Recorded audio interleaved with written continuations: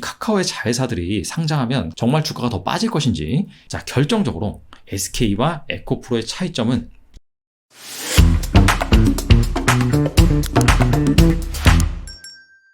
최근에 카카오의 주가가 영 힘을 쓰지 못하고 있습니다.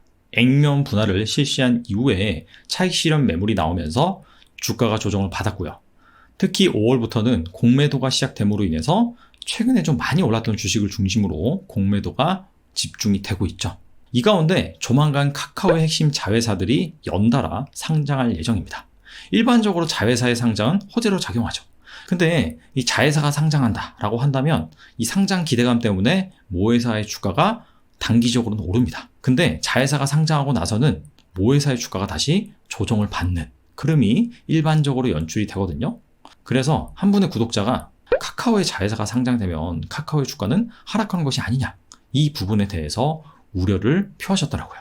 그래서 오늘은 실제로 이 카카오의 자회사들이 상장하면 카카오의 주가에 어떤 영향을 미치는지, 정말 주가가 더 빠질 것인지 여기에 대해서 한번 알아보도록 하겠습니다. 카카오의 자회사 상장 계획을 표로 정리했습니다. 대표적으로 이 네 회사가 상장하겠다라고 계획을 밝힌 상황이죠. 카카오뱅크와 카카오페이는 이미 상장 청구 심사서를 제출을 했습니다. 그래서 이 승인이 나면 바로 상장을 할 수가 있습니다. 그래서 최소한 빠르면 6월 정도, 늦으면 하반기에 상장을 할 것으로 예상이 되고요. 그리고 카카오 엔터와 카카오 재팬 같은 경우에는 최근 카카오의 컨퍼런스 콜을 통해서 상장을 하겠다라고 밝혔습니다. 그래서 빠르면 2021년 하반기, 늦으면은 한 내년 초, 이때 상장할 것으로 예상이 됩니다. 뱅크와 페이는 국내 상장이고요. 엔터와 재팬 같은 경우에는 해외 상장이 점쳐지고 있는 상황입니다. 근데 이렇게 핵심 자회사들이 일단 상장을 한다라고 한다면 이 기대감 때문에 단기적으로는 모회사 주가가 좋을 수 있어요. 자, 그런데 막상 상장하고 난다라고 한다면 그 기대감이 꺼지면서 또 주가가 하락할 수 있거든요. 실제로 사례를 들어서 보여드리겠습니다.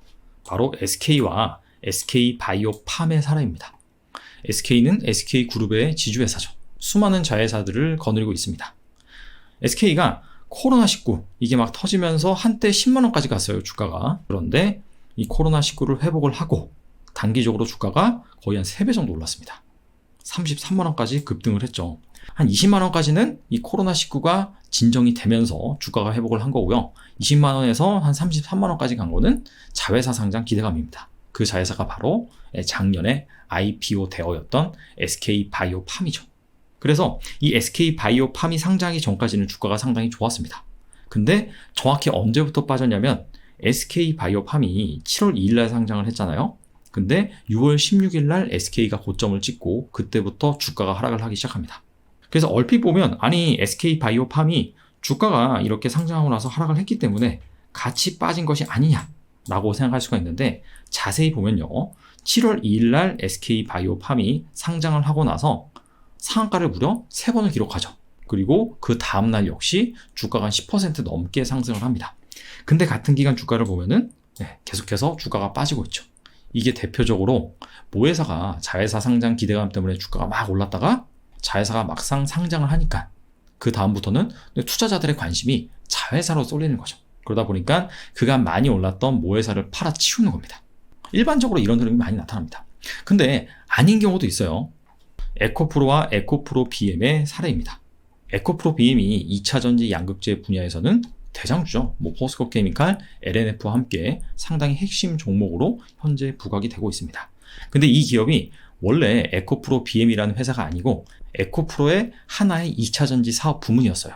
그게 물적 분할을 해서 에코프로 BM이 생긴 거고 2009년도 3월달 상장을 했습니다. 근데 이때 한번 에코프로의 주가를 살펴보면 일단은 자회사 상장 기대감 때문에 그렇게 오른 건 없어요. 이때 당시에는 2차 전지가 그렇게 증시에서 핫하지 않았습니다. 아마 그 영향으로 해석이 됩니다. 그 이후에는 주가가 좀 조정을 받죠. 자, 그러다가 코로나19가 터지기 직전에 이때 이제 2차 전지 기업들이 좀 부각을 받으면서 주가가 살짝 올랐다가 코로나 때문에 거의 주가가 10,000원까지 떨어집니다.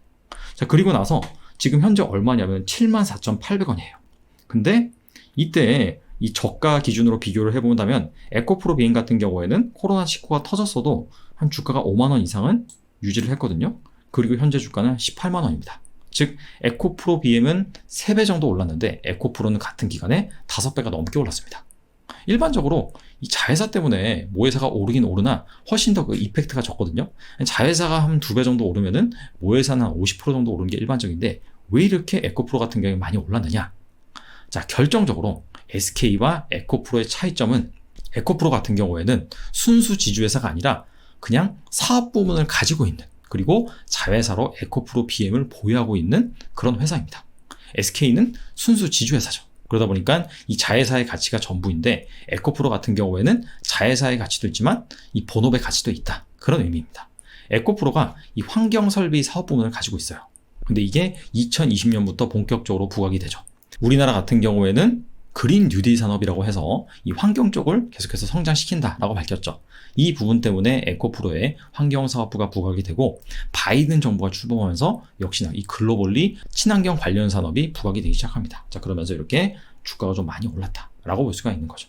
자, 이런 차원에서 그렇다면 카카오는 과연 본업의 가치가 얼마나 되느냐? 자회사들과 비교를 해서 이 본업의 가치가 부족하냐 아니면은 견줄만 하냐, 그 부분을 살펴봐야겠죠. 증권사별 카카오의 기업 가치를 산출한 현황을 살펴보겠습니다. 이 4개의 증권사가 이 카카오의 가치를 산출한 내용인데, 자, 평균값으로 한번 볼게요. 카카오의 사업 가치가 대표적으로 플랫폼, 카카오톡과 다음이 있겠죠. 그리고 뮤직, 이 부분이 있습니다. 그래서 이 본업의 가치가 대략 23조 원 정도 됩니다. 그리고 이 자회사의 가치를 다 합치면은 한 39조 원 정도가 돼요. 카카오의 전체 가치에서 카카오의 본업 가치, 즉 사업 가치가 차지하는 비중이 한 37% 정도 돼요. 40%가 조금 안 됩니다. 확실히 좀 자회사가 워낙 많다 보니까 이 자회사 쪽에서 받는 가치가 더 크다라고 이렇게 볼 수가 있죠. 그리고 이 중에서 최근 상장한다고 밝힌 이 4개 기업들, 카카오 엔터, 그 다음에 카카오 재팬, 그리고 카카오페이, 카카오뱅크입니다. 이 4개 기업이 카카오의 핵심 자회사긴 해요. 근데 이 4개 기업의 가치를 다 합산을 해보면 20조 원이 조금 넘어요. 즉 카카오의 본업의 가치와 거의 좀 비슷하다라고 볼 수가 있습니다. 근데 여기서 중요한 것이 있어요. 카카오의 핵심 자회사, 이 자회사들이 자체적으로 막 성장할 수 있는 그런 회사들은 별로 없습니다. 대표적으로 카카오 엔터. 카카오 엔터는 카카오 페이지, 다음 웹툰 이런 사업을 하고 있는 기업이잖아요. 즉 카카오나 다음의 플랫폼, 이거와 같이 시너지를 내야 되는 그런 회사입니다.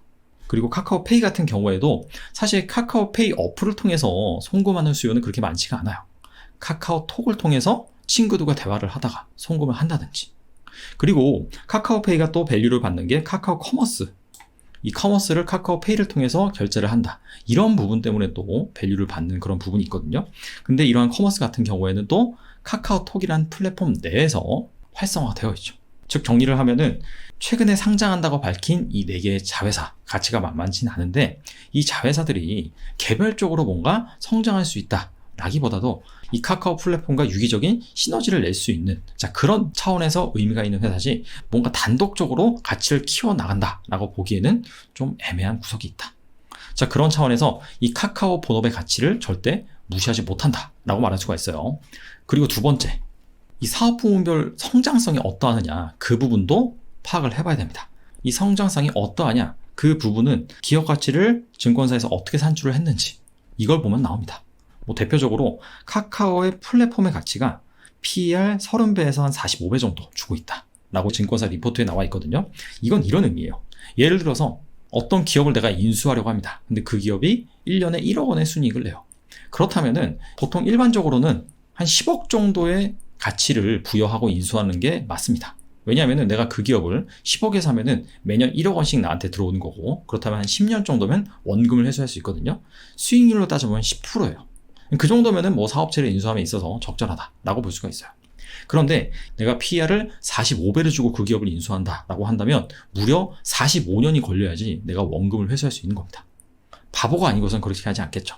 근데 그럼에도 불구하고 시장에서 PER을 45배나 준다라는 의미는 무엇이냐면, 그 기업이 지금은 1억 원의 순이익을 내는데 내년에는 2억 원, 내후년에는 3억 원, 4억 원 이런 식으로 이익 증가 속도가 워낙 가파르다 보니까 지금은 PER 45배라고 하더라도 시간이 좀만 지나면은 PER이 뭐 20배, 10배 이런 식으로 낮아질 수 있다는 거죠.